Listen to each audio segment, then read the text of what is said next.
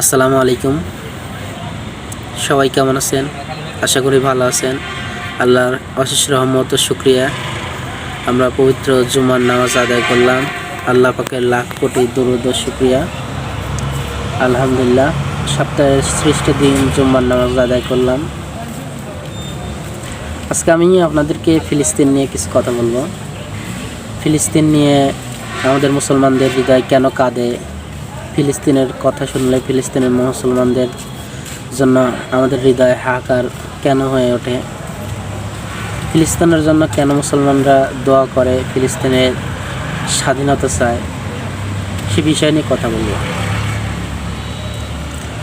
ফিলিস্তিনে মূলত আমাদের মুসলমানদের হযরত আদম আলাইহিস সালাম থেকে শুরু করে হযরত মুহাম্মদ সাল্লাল্লাহু আলাইহি ওয়াসাল্লাম পর্যন্ত অগণিত নবী রাসূলের পদচারণা আছে, অসংখ্য নবীদের সমাধি আছে, মাজার আছে।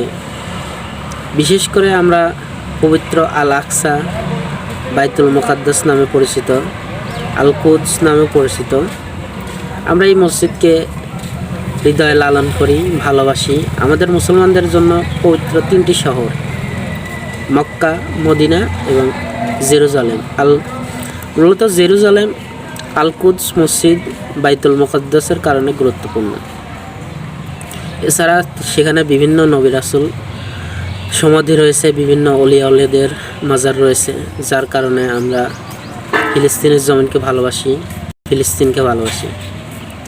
ফিলিস্তিনে আল কুদস বা আল আকসা মসজিদটি প্রথম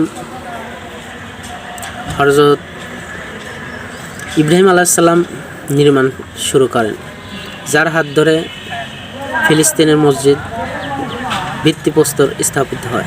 এর পরবর্তী সময়ে হযরত দাউদ আলাইহিস সালাম, হযরত নূহ আলাইহিস সালাম, হযরত দাউদ আলাইহিস সালাম, তার পরবর্তী সময়ে হযরত সুলাইমান আলাইহিস সালামের সময় মূলত আল কুদস বা আল আকসা মসজিদের পুরা কাজ সমাপ্ত হয়।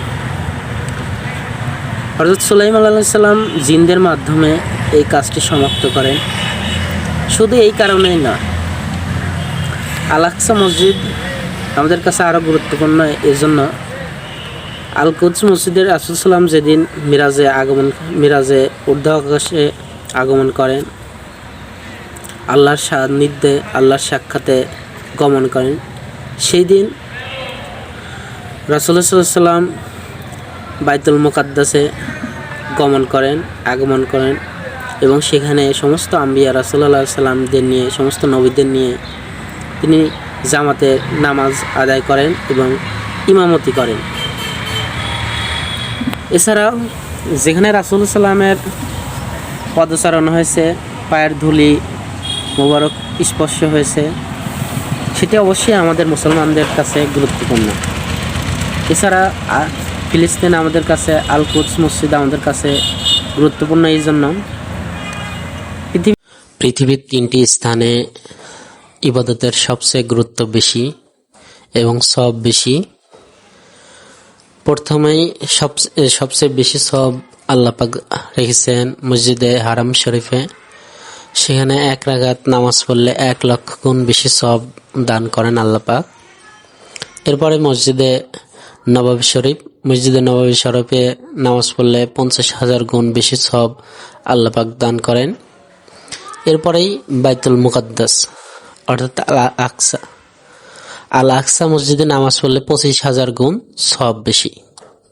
আলহামদুলিল্লাহ, আমাদের হৃদয়ের স্পন্দন ফিলিস্তিন, আল আকসা মসজিদের জন্য আমরা সবাই দোয়া করব।